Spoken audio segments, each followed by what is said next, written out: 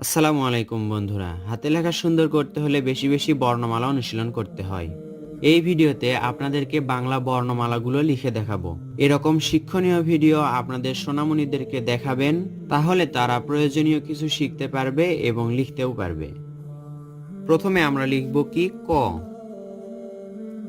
এভাবে সোজা একটা দাগ দিয়ে নিচের দিকে নিয়ে এসে এখান থেকে এভাবে এবং ভাঁজ করে এভাবে সুন্দর একটি ক। এরপর খ। খটা কিভাবে দেখুন, দাগ থেকে একটু নিচে এভাবে গোল করে উপর দিকে তুলে দিতে হবে। এরপর এতদূর নিয়ে এসে নিচের দিকে আবার উপর দিকে খ। এরপর গ। গ কিভাবে লিখতে হয়, এখান থেকে এইভাবে উপর দিকে গিয়ে ঘুরে এই তো গড় শেপ, এবার নিচের দিকে সোজা করে গ। এরপর ঘ।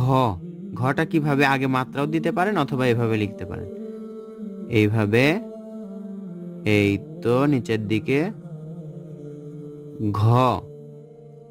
এরপর উ। উটা দেখুন সহজ, এইভাবে গোল করে সুন্দর একটি উ। উর পর কি হয় চ। চ দেখুন এইভাবে মাত্রা আগেও দিতে পারেন অথবা পরেও দিতে পারেন, সোজা করে দিয়ে এইভাবে একটু বেশি করে তুলে এইভাবে সুন্দর একটি চ মাত্রা দিতে হবে। এরপর ছ। ছ করতে আমরা লিখতে এভাবে একটি ছোট্ট চ আঁকবো। এরপর এখান থেকে এইভাবে ঘুরে নিচের দিকে এতদূর পর্যন্ত নিয়ে এসে এইভাবে ছ। এরপর বর্গীয় জ। কিভাবে, এইভাবে উঁর মতো করে এখান থেকে একটা লেজ জ। বর্গীয় জর পরে ঝ।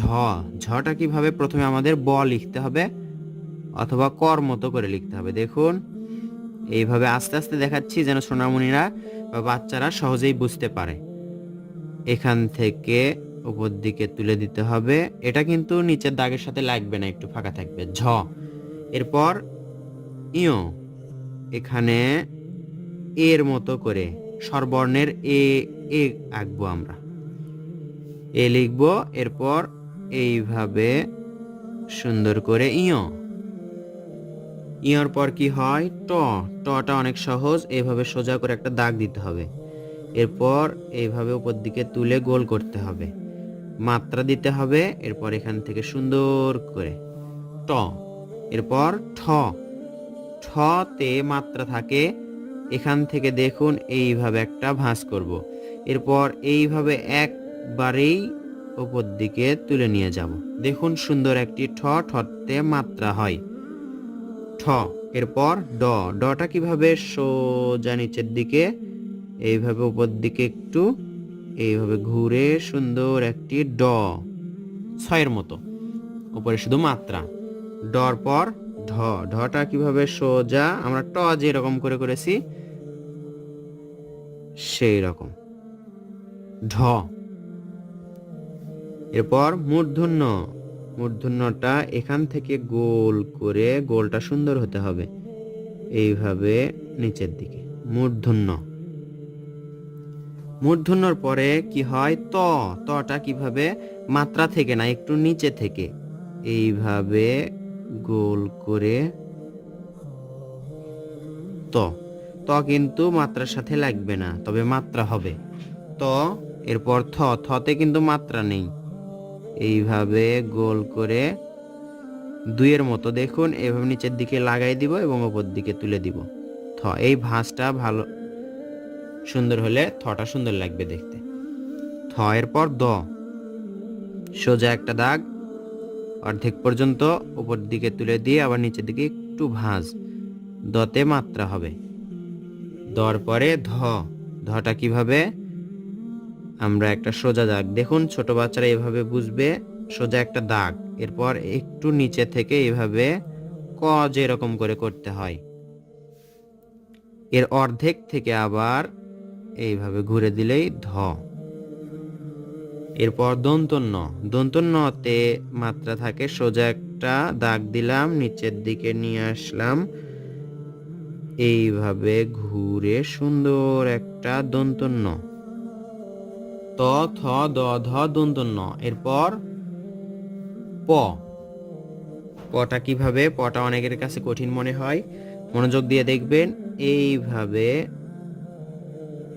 টিক চিহ্নের মতো একটু ভাঁজ করে উপর দিকে তুলে দিলাম। এরপর এখান থেকে ঘুরে সুন্দর করে নিচের দিকে নিয়ে আসবো, অথবা এখানে থেমে যাব। এরপর সোজা একটা দাগ নিচের দিকে নিয়ে আসবো, তাহলে প। এরপর ফ, ফটা কিভাবে দেখুন, এইভাবে একটা দাগ, এইভাবে নিচের দিকে ভাঁজ করে নিয়ে এসে ওপর দিকে তুলবো, কিন্তু মাত্রা পর্যন্ত তোলা হবে না, এইভাবে গোল করতে হবে। ফর ওপর মাত্রা থাকবে এইভাবে, দেখুন এখানে ফাঁকা থাকলো ফ। এরপর ব, এইভাবে সোজা নিচের দিকে, এই তো ব। এরপর ভ, ভটা কিন্তু মাত্রা থেকে করা যাবে না, তবে মাত্রা হবে ভর ওপরে। এখানে গোল করে এইভাবে, এরপর এইভাবে সুন্দর করে ঘুরে উপরে উঠবে। ভ, ভতে মাত্রা হবে, দেখুন এই দাগগুলো কিন্তু মাত্রার সাথে লাগলো না। ভ, এরপর ম, মটা করব আমরা এখানে একটু ভাঁজ করে একের মতো গোল করব, একের মতো গোল করে এটা আবার নিচের দিকে নিয়ে আসব, উপর দিকে তুলে দিলে মাত্রা দিলেই সুন্দর একটি ম। প, ফ, ব, ভ, ম। এরপর অন্তস্থ জ, অন্তস্থ জ, এভাবে দেখুন ফর মতো এইভাবে একটা দাগ, এইভাবে নিচের দিকে নিয়ে এসে উপর দিকে তুলে দিলেই অন্তস্থ জ। এরপর র, সোজা দাগ, এভাবে নিচের দিকে ব, ক আমরা যেভাবে করেছি সেই রকমই র, রতে শুধু একটা ফোঁটা হবে র।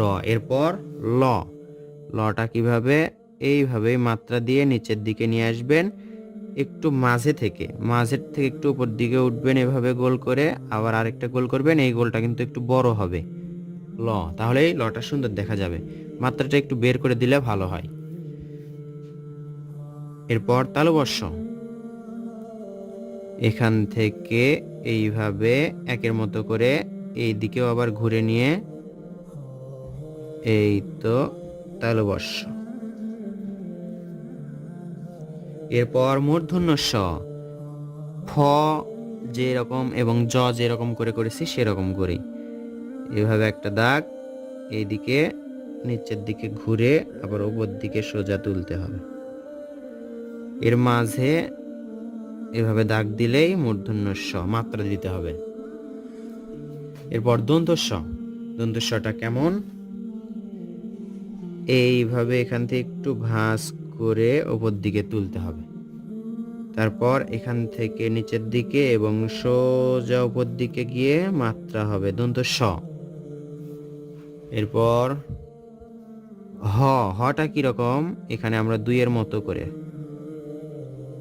এখান থেকে একের মতো করে এইভাবে ঘুরে, এই তো দেখুন হ, হতে মাত্রা হবে। এরপর ডয় বিন্দু র, অনেকেই বলে ডয় শূন্য র, এইভাবে ড যেরকম করে করেছি সেরকম করেই করব এবং নিচে শুধু ফোঁটা দিব, ডয় বিন্দু র। এরপর ঢয় বিন্দু র, ঢ মাত্রা নিচে একটি ফোঁটা, ঢয় বিন্দু র। এরপর অন্তস্থ অ, মূর্ধন্য ষ যেভাবে করেছি সেইভাবে দেখুন, এইভাবে অন্তস্থ অ। এরপর খণ্ডত, দেখুন কিভাবে, এইভাবে এখানে একটু গোল করতে হবে, গোল করে নিচের দিকে সুন্দর করে দিতে হবে খণ্ডত। অনুস্বার, এইভাবে গোল নিচের দিকে এইভাবে। এরপর বিসর্গ, একটা গোল নিচে আরেকটা গোল যেন সমান এবং একই মাপের হয়।